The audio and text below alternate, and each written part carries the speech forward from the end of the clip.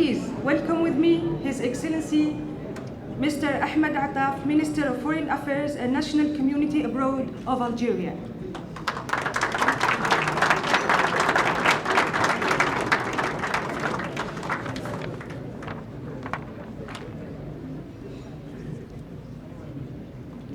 Honorable Ministers, Excellencies, dear ambassadors and permanent representatives, Excellencies, higher officials of the United Nations, ladies and gentlemen, distinguished guests, good evening to all of you.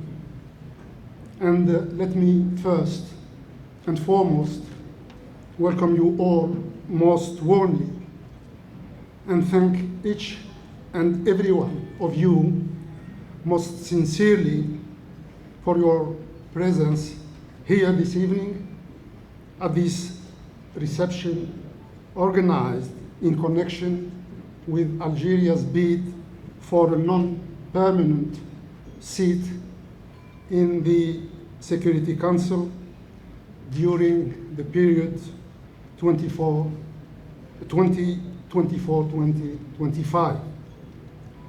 Let me convey to you all equally the warm and deeply felt greetings and best wishes of President Abdelmajid Tebboune, who attaches personally great importance to the vital role of the United Nations and who has always been a strong advocate of the UN efforts aiming at fulfilling the mandate of our organizations in terms of promotion of human rights, preserving international peace and security, and advancing sustainable development. It really is a great pleasure to be back in this vibrant city of New York and to experience once again the UN spirit within its headquarters. For me personally, it has been like 24 years since my last visit here during my first tenure as Foreign Minister of Algeria. And I believe many things have changed since then. Among other things, it is clearly noticeable that the hopes placed in the United Nations have not weakened. They rather have become more insistent and more demanding. The threats facing the United Nations have not receded. They rather have gained in intensity, scope, and lethality. Many of the challenges that the United Nations used to be confronted with remain as they were decades ago. They were not met successfully, and rather, they have gained in acuity and complexity. Many consider that the United Nations has not risen up to their expectations, that it has not fully met their legitimate aspirations, or that it lacked the needed political will to fulfill its long-awaited promises. But in spite of all their deeply felt disappointments and frustrations, peoples around the world still turn to the UN as the beacon of hope and the everlasting depository of humanity's best common ambitions and aspirations.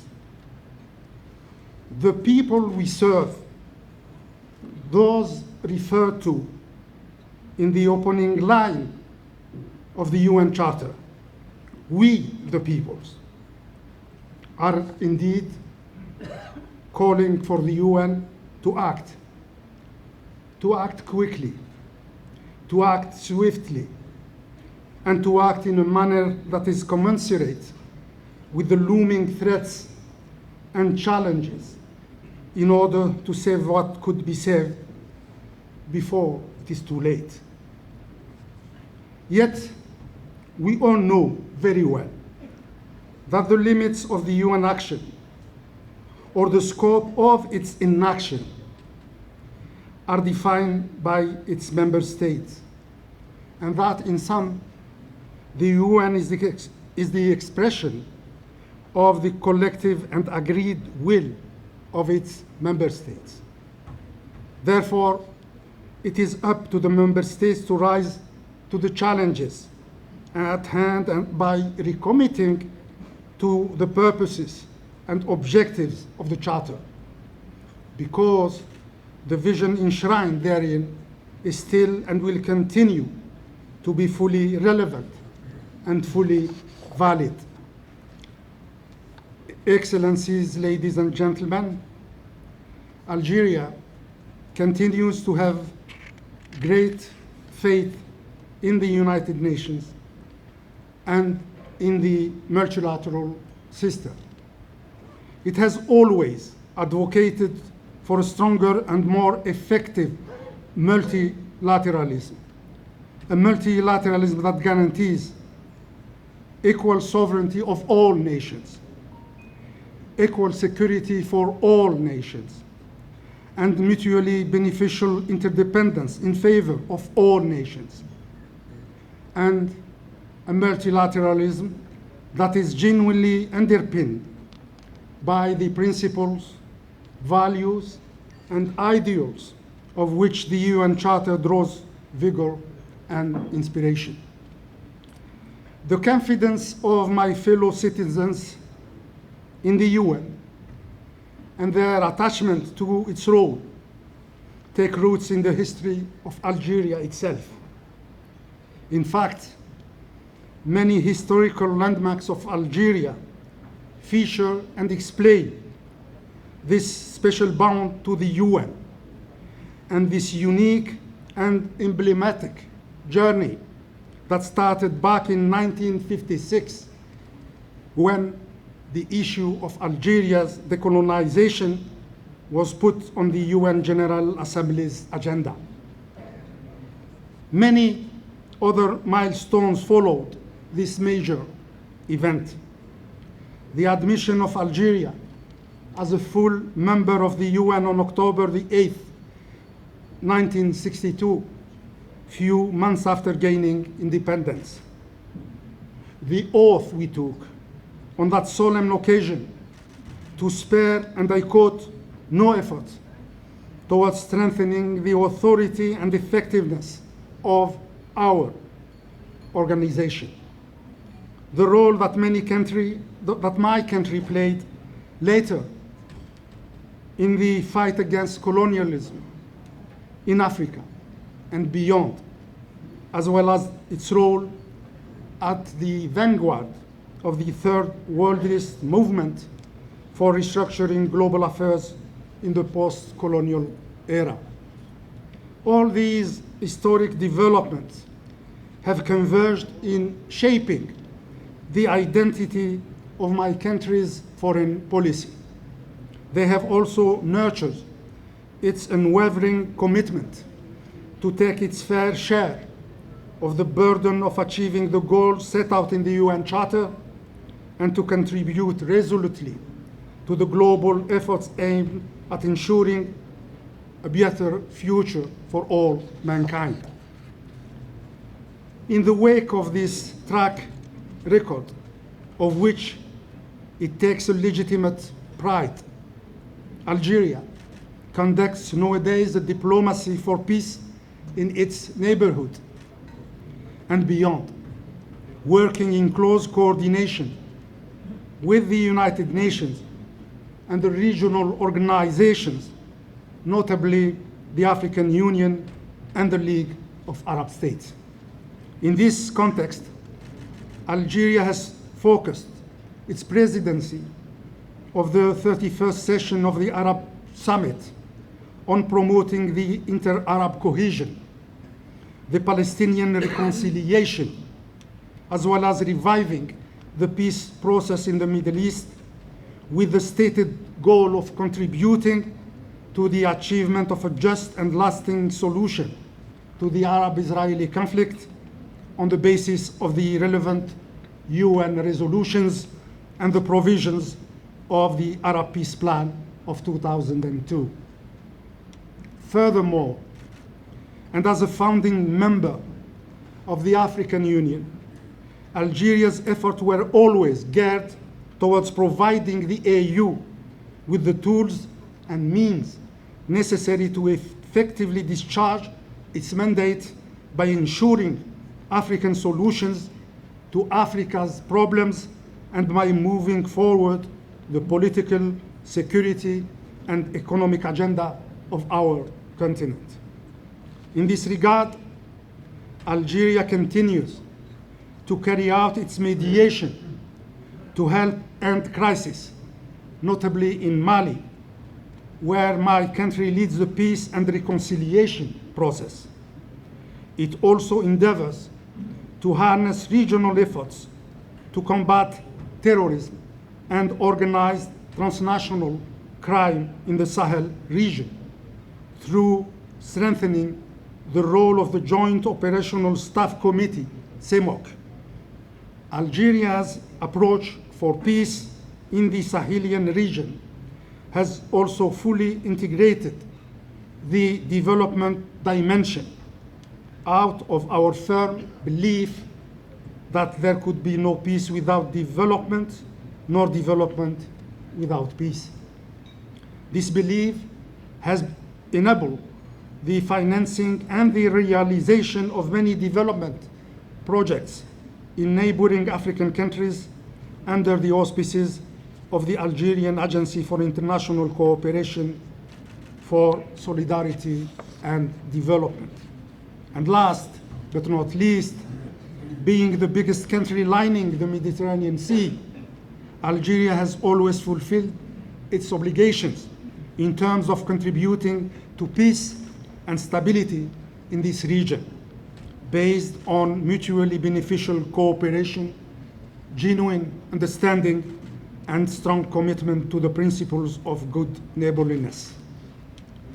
Excellencies, ladies and gentlemen, Algeria's candidature to serve as a non-permanent member in the UN Security Council is a natural extension of all these commitments to international cooperation for the sake of building a peaceful, stable, and prosperous global order.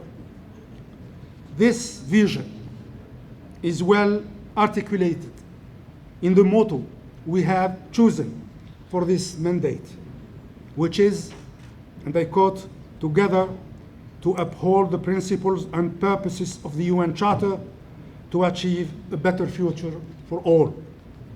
It is also reflected through the priorities my countries aspire to carry forward if elected. These priorities evolve around the following beliefs and commitments: promoting peaceful settlement of conflicts, consolidating partnerships and the role of regional organizations, moving forward the Women, Peace and Security WPS agenda, and providing an additional momentum to the international fight against terrorism. As we get closer to the election date, I would like to reiterate our deep gratitude to the African Union, to the League of Arab States, and to the Organization of the Islamic Cooperation for having endorsed Algeria's candidature, which is, by the way, clean slate candidature. I want also to thank most sincerely the so many friendly countries that have already assured us in writing of their support. And I highly encourage those who have not yet done so to join in and to bless their noble endeavor with their inviolable backing. May I conclude this address by reiterating the strong and firm commitment made by President Abdelmajid Tebboune that, if elected, Algeria will embrace this responsibility with a deep sense of humility, dedication, and commitment, and that it will contribute as a responsible and credible partner to enable global action in the face of global challenges by presenting ideas, initiatives that would enhance the role of multilateralism in maintaining international peace and security, thus meeting the needs, the expectations, and the aspirations of all mankind. Ladies and gentlemen, rest assured that Algeria is a safe pair of hands that can be entrusted with this heavy but still honorable and very rewarding responsibility. Thank you all for your kind attention.